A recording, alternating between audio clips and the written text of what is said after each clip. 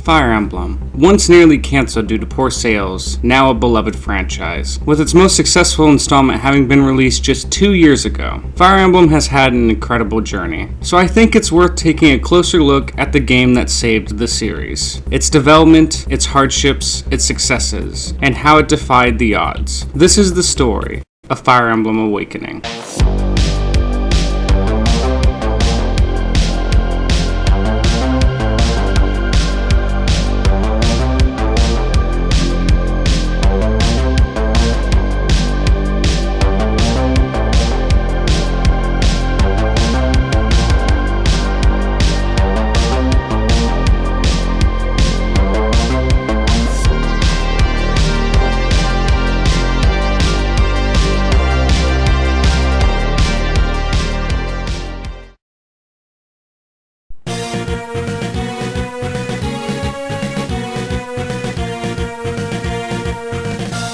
Fire Emblem is a fantasy tactical role-playing game franchise developed by Intelligent Systems and published by Nintendo. Its gameplay revolves around the tactical movement of characters across grid-based environments, while also incorporating a story, as well as character development through friendships and romances. The series has 16 core games and 4 spin-offs, all stemming from one game that came out back in 1990. The series was created by Shozu Kaga. He developed the first game with 3 other job-holding students. However, this first Fire Emblem was originally never intended for commercial release. Instead, it started as a doujin project, which refers to a group of people who share an interest, activity, or hobby. It is sometimes translated into English as a clique or fandom. However, this doujin project turned into something much larger. Fire Emblem, Shadow Dragon, and the Blade of Light grew in popularity over time. By 2002, it sold 329,000 copies.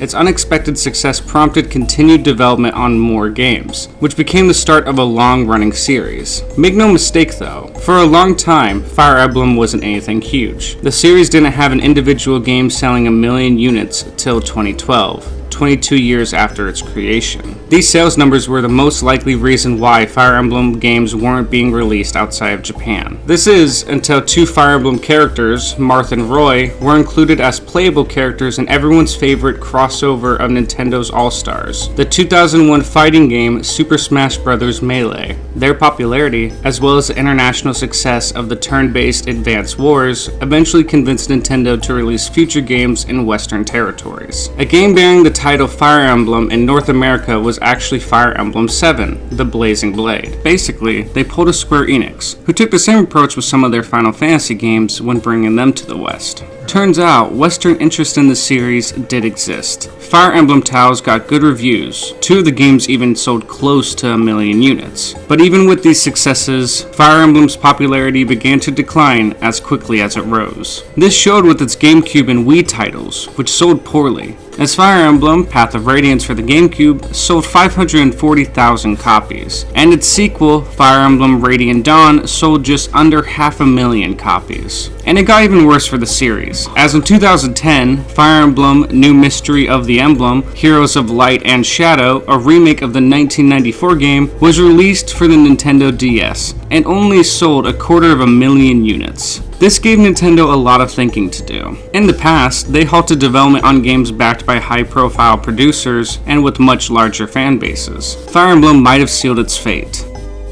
Almost.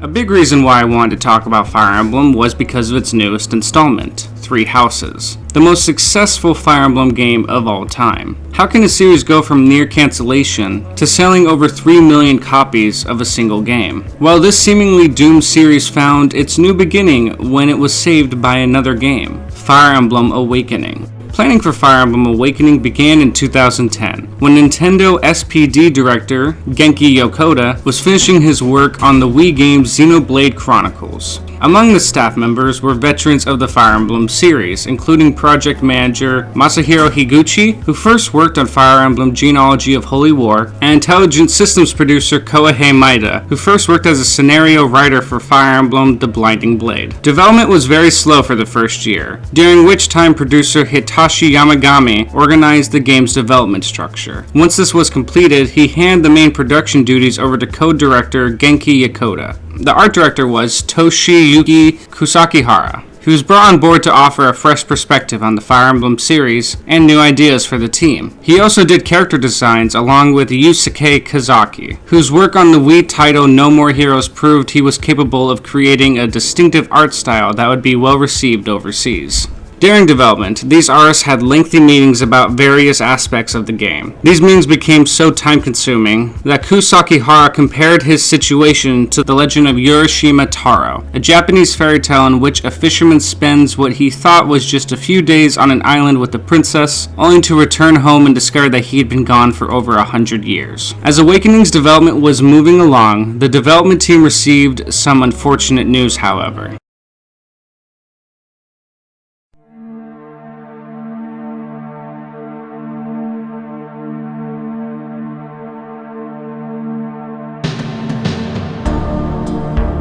Due to the declining sales of the series, the developers were informed by Nintendo that Fire Emblem Awakening would be the last Fire Emblem game if it failed to sell above 250,000 units. As producer Hitachi Yamagami explained in an Iwata Ask interview, "To be honest, when we made Awakening, we intended it to be the last in the series." Yamagami also explained that Nintendo's then senior managing director and head of sales, Shinji Hatano, presented them with the news based on the franchise's dwindling sales. Yamagami quoted that Hatano told the team, "The Emblem series isn't making the numbers, so this is going to be the last one." This obviously caused some panic for the team. A long-running series was coming to an end, a series that many of the staff members had been working on for years. But rather than letting this heartbreaking news weigh them down, they decided that if this Fire Emblem was to be their last, they were going to make it the best Fire Emblem game they could.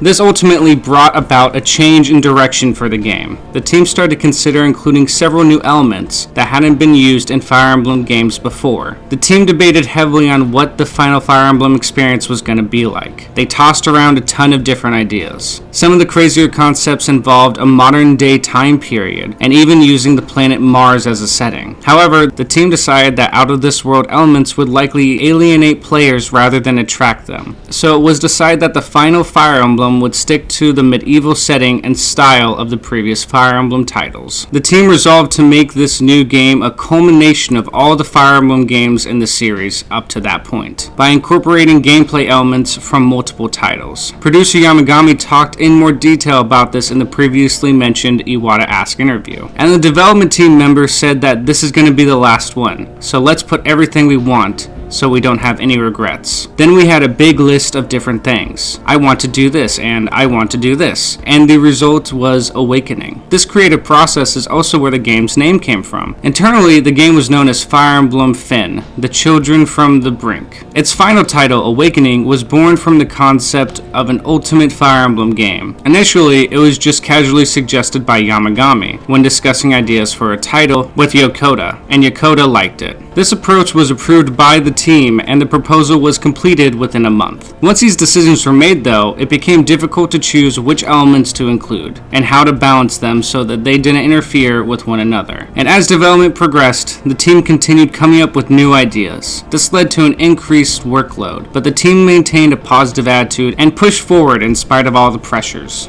Kohei Maeda was mainly responsible for the game's original scenario, thinking out the rough outline before the team created the events of each chapter in detail. Some plot points, such as the true identity of Marth, was planned from an early stage, while many of its other plot twists came about during its development. Many of them were added at the suggestion of the team members from both Intelligent Systems and Nintendo. Two key story themes emphasized during development were love for the characters and bonds characters developed over the course of the story. The latter theme was expressed in gameplay through the cooperative behavior of adjacent characters. While voice acting was included, it was limited to snappy lines meant to evoke a certain feeling out of the player. This was because the team had concerns about the amount of content in the game, which would increase a great deal with full voice acting, and the effect that would have on the game's pacing. The team recruited multiple well-known Japanese voice actors for all the characters. Special voiceovers and visuals were created for the character confession sequences, and all the main characters had a personalized backstory, and appropriate personalities were chosen for each of them. The first one to be finalized was the child character, Inigo, who was created by character planner Nami Komuro. There was a lot of story in Fire Emblem Awakening, so a large team of writers was employed to create the character dialogue, and a story bible containing the character's personality traits was created for the writers to work from. While developing the playable and enemy characters, the team used feedback from fans saying that they should name all the characters, including the foot soldiers, wanting to give the impression of every character having their own lives, and full artwork was created for every character as well. Fleshing out this amount of characters proved to be one of the hardest parts of development. While designing them, Kozaki took their backstories into account. For example, the thief character Gaius was drawn with a sack of sweets, as he had a love for them. Kozaki was also responsible for creating the 2D artwork representing the characters during conversations. And speaking of how its characters looked, Fire Emblem Awakening was the first Fire Emblem game for the Nintendo 3DS. The platform hadn't been released yet and was still undergoing final development. The team had a large number of ideas for features to include, but only had a limited idea of what the new system was capable of. Because of this, they had difficulties deciding how the 2D sprites and the 3D environments would interact with each other. One notable feature missing from in-game character models was their feet. The original idea was to add a unique and uniform deformation to characters. Since the team didn't have much knowledge of the platform's CPU strength, the number of bones they could include in each 3D character model were initially limited. As a result, the bones needed for the operation of ankles and feet were removed. Later on, it was discovered that function for these body parts could be included after, but the team decided to leave that for future games. A different explanation could be that the team wanted the players to focus on the top half of the characters, so they made their heads the largest part of the character models while shrinking their feet. The concept for character graphics on the map underwent changes. Initially, some of the team felt that accurately displaying a character's equipment and class would be enough, but it was later decided to give them all individual characteristics. They were also able to add more unique character expressions than previous Fire Emblem games, enabling a greater emotional range during dramatic scenes. A different element was the environmental effects the team incorporated, such as dust clouds when characters performed actions in battles. For the full motion cutscenes, the team wanted to create a sense of grandeur and spectacle, using the openings of Taiga drama series as inspiration. At this point, Fire Emblem Awakening had become a massive undertaking. The team wanted to fit as much as they could into this final game. However, they were taking on too much work. Because of this, Intelligent Systems reached out to other companies for help. This led to Japanese animation company Kamikaze Doga being put in charge of supervising the production of the art assets of the game's cutscenes. Cutscene animation was handled by Studio Anima. Their request to Studio Anima was to make the world come alive during the full motion sequences, which were included at crucial moments in the plot. The first part of the game to receive full attention from the team was the gameplay. To test it, the team used the opening map for Mystery of the Emblem. One of the early options was switching between a 16x16 and 24x24 pixel character depending on the camera's overhead distance. In order to keep the frame rate consistent during battle, the team used a hardware-based scaling system instead of switching between the two types of graphics. While designing the levels, the team created two sets of maps, one with plot-driven structure and one that allowed the player freedom. For the first time in the series, they also included a first-person option in battle. This was done with Western players in mind, as developers wanted to give players an option on their perspective in battle and demonstrate the new platform's 3D effects. Efforts was also made to ensure the interface and graphics were easy for players to understand. One example of this was the cursor. In previous games, it had been a triangle shape. For Awakening, the cursor was changed to a pointing hand. One thing that caused a lot of debate among the team, however, was difficulty levels, be it the names of the different difficulties or whether to include the ability to adjust it on the fly, which some felt was contrary to the Fire Emblem traditions. There was also discussion about the inclusion of mechanics of the marriage system. While some aspects went smoothly, there was contention about the ability to marry any of the characters. Kusaki Hara's suggestion of having the characters kissing at the conclusion of each romance was vetoed by the team. While some things were ultimately removed during development, one of the more controversial ideas made it into the final game, casual mode,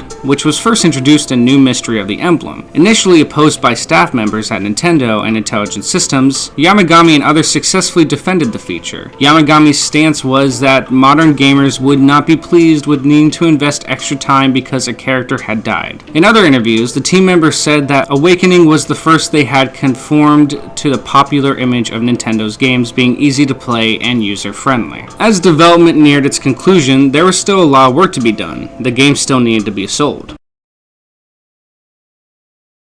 Before I finish, I'd also like to share a bit about the new Fire Emblem game coming for Nintendo 3DS that we revealed at E3. This is turn-based role-playing strategy at its finest, and an entirely new entry in the series. It blends all of the best game design features of past Fire Emblem installments into one ultimate quest, and it's coming next year. Awakening was first announced to the public in September of 2011 as part of Nintendo's 2012 lineup for the 3DS, alongside titles such as Monster Hunter 4 and Bravely Default. Being released in the West meant that it had to be localized. Localization was handled collaboratively by independent video game localization company 8-4 and Nintendo of America. The localization process took 1 year. The Western release included both English and Japanese voice tracks. The game was then first announced for release in Europe in February of 2012, the stated release period being later that year, though it would ultimately be delayed. In April of the same year, Nintendo of America registered a web domain for Fire Emblem Awakening. Its North American release was confirmed in June through Nintendo's Twitter account. And with that, Fire Emblem Awakening's development was complete. The final game in the series was done, and on April 19th of 2012, fans and newcomers in Japan could get their hands on it. The game was then released in North America on February 4th of 2013, and in Europe on April 19th of 2013, and in Australia a day after that. The time had come for the world to experience Fire Emblem Awakening. This team set out to make the best Fire Emblem game of all time, as it was supposed to be the last Fire Emblem game of all time. Were their efforts worth it though?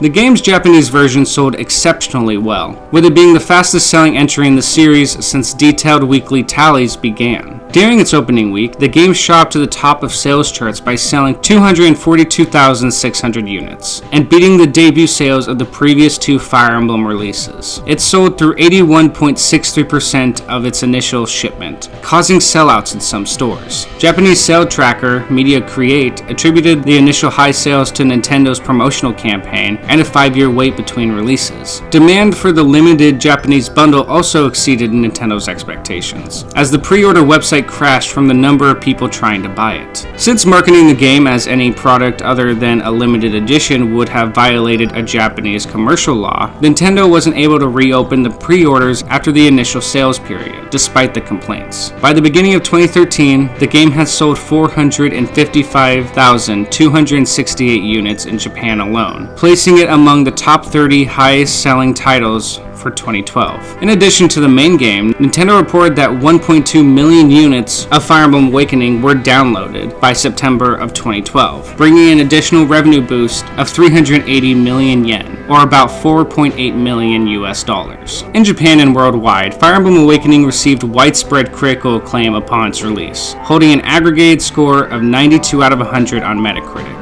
And it didn't just earn good reviews, as at the 2012 Famitsu Awards, Awakening was among the games awarded the magazine's Excellence Award. It was nominated in the Best RPG category at the Spike Video Games Award of 2013. It was also nominated in multiple categories in Destructoid's 2013 Game of the Year Awards, including Game of the Year, Best Role-Playing Game, Best Story, and Best Soundtrack. It was also nominated for GameSpot's Game of the Year in 2013, in the Nintendo 3DS category. In IGN's Best of 2013 awards, it won in both Best 3DS Strategy and Best 3DS Story categories. And at the Game Developers' Choice Awards of 2014, it was nominated in the Best Handheld/Mobile Game category. Sales in the West were equally good. During its first month on sale in North America, the game sold 180,000 units, with 63,000 units of the total sales being eShop downloads. These figures gave Awakening the best first month of sales for the franchise in North America. Sales of the title continued to rise in the coming months, with the total figure reaching 240,000 units by April.